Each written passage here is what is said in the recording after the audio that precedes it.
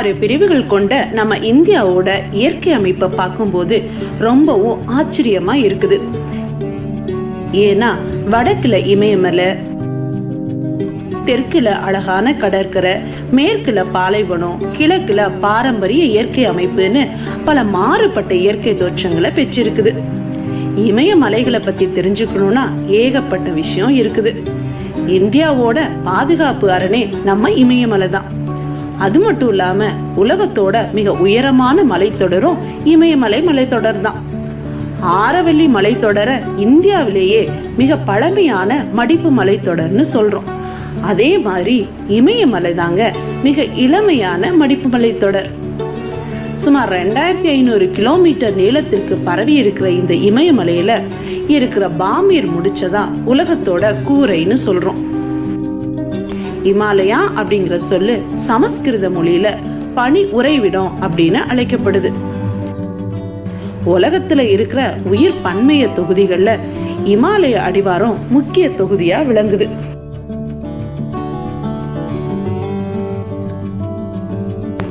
அடுத்ததா இந்தியாவோட இயற்கை அமைப்பு பிரிவுகள்ல 2வதா இருக்கிறது வடபெரும் சமவெளிகள்.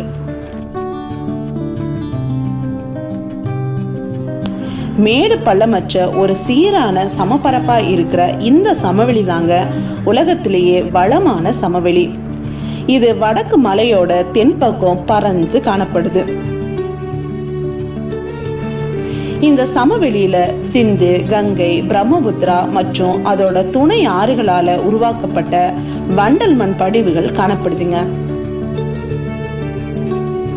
சுமார் 2400 கிலோமீட்டர் நீளத்திற்கு பரவி இருக்கிற இந்த சமவெளி வட இந்தியாவோட 7 மாநிலங்களை உள்ளடக்கி இருக்கு.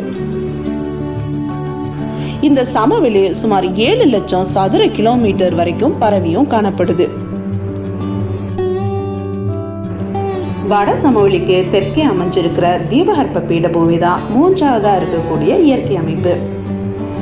இந்த தீபகற்ப பீடபூமி பழமையான பாறை அமைப்புகளையும் பல குன்றுகளையும் பல்வேறு சிறு பீடபூமிகளையும் ஆற்று பள்ளத்தாக்குகளால பிளவுபட்டு காணப்படுது. இந்த பீடபூமியோட எல்லையா வடமேற்கே ஆரவல்லி மலை தொடரும், வடகிழக்கே பண்டல்கண்ட் மற்றும் ராஜ்மஹாலும், மேற்கு பகுதியில மேற்கு தொடர்ச்சி மலையும், கிழக்கு பகுதியில கிழக்கு தொடர்ச்சி மலையும் அமைஞ்சிருக்குது. தக்கான பீடபூமி முக்கோண வடிவில் அமைஞ்சிருக்குது. உலக அளவுல 7வது பெரிய பாலைவனமா இருக்கக்கூடிய தார் பாலைவனம் சுமார் 2 லட்சம் சதுர கிலோமீட்டர் பரப்பளவு கொண்டது. இது இந்தியாவுக்கும் பாகிஸ்தானுக்கும் எல்லையா அமைஞ்சிருக்குது. இந்த பாலைவனம் ராஜஸ்தான் மாநிலத்தை உள்ளடக்கி இருக்கு.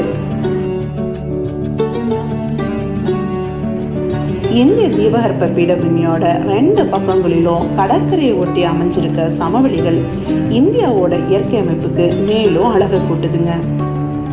இந்த கடற்கரை சமவெளி எல்லாம் ஆறு மற்றும் கடல் அலைகளோட அரித்தல் மற்றும் படிய வைத்தல் செயலால உருவாக்கப்பட்டது.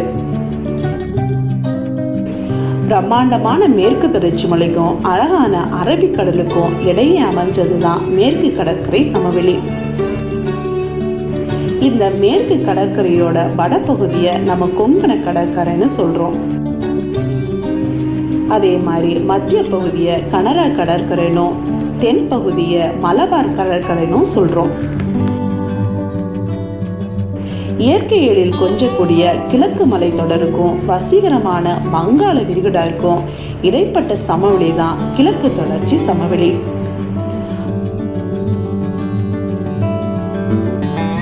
மகாநதிக்கும் கிருஷ்ணா நதிக்கும் இடைப்பட்ட பகுதிய வட சர்க்கார் பகுதின்னு சொல்றோம். கிருஷ்ணா நதிக்கும் காவேரி ஆத்துக்கும் இடைப்பட்ட பகுதி தான் சோழமண்டல கடற்கரை. நம்ம சென்னையில இருக்கிற மெரினா கடற்கரை தாங்க உலகத்திலேயே 2வது பெரிய கடற்கரை. இது உலக அளவுல ரொம்ப புகழ் வாய்ந்தது.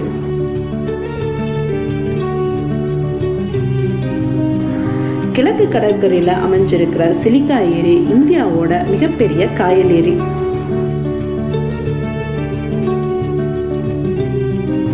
அடுத்ததா இந்தியாவோட தீவுகளா அந்தமான் நிக்கோபார் தீவு, லட்சத்தீவு அப்படின்னு 2 தீவு கூட்டங்கள் இருக்குதுங்க. அந்தமான் நிக்கோபார் தீவுகள் வங்காள விரிகுடாவில் அமைஞ்சிருக்குது. இதுல 572 தீவுகள் இருக்குதுங்க.